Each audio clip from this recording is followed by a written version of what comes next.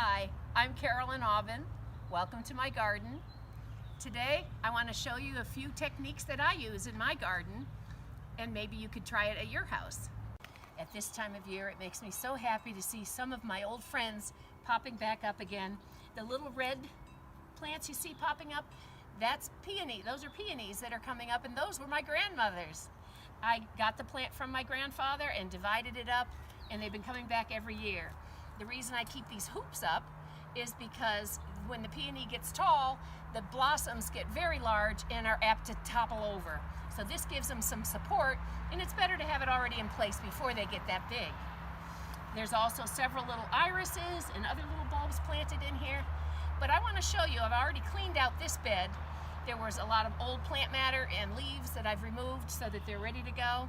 But I'll show you how I do that up in another bed that I haven't done yet. So follow me.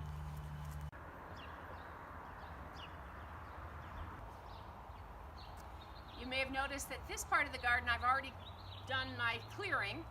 I got the dead leaves and a lot of the debris from the plants last year that was hanging on. I like to leave a lot of it till now so that the birds have something to make their nests from. But you can see also over here I haven't finished. I never let anyone see how bad it looks before I start, but you guys are in for a treat. And what basically I do, I don't just take a rake to it, but I go through. I can use my rake gently to pull up some of it, but a lot of it has to be done by hand or with cutter, by breaking off handfuls of the old matter and placing them in the bag. So you can see this peony I haven't done a thing with yet since last year. It's still attached inside this framework that I leave it up year round. But you need to either with some clippers or one at a time, you can pull off each of the dead peony branches or growth, the old plant parts that are brown now, and remove the top until you get all of it cleared away. And then look down in there, you can see the new little red sprouts coming in, and they're ready to go for the new year. Soon I'll be showing you some video of blooming peonies, and you'll remember how we uncovered them.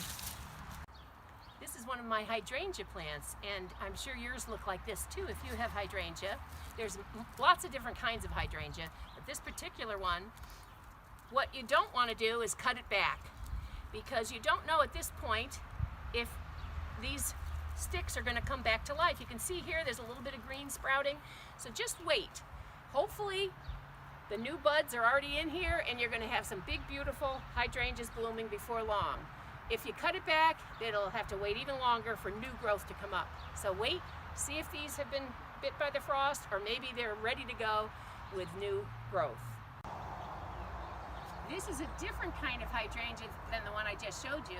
This is a lace cap hydrangea, and the same goes. You don't want to cut it back. You can see already that a lot of new growth is coming. This one will bloom later on in the spring with a really beautiful blue lace cap type of a blossom. It may be a pink if you didn't have enough acid in the soil.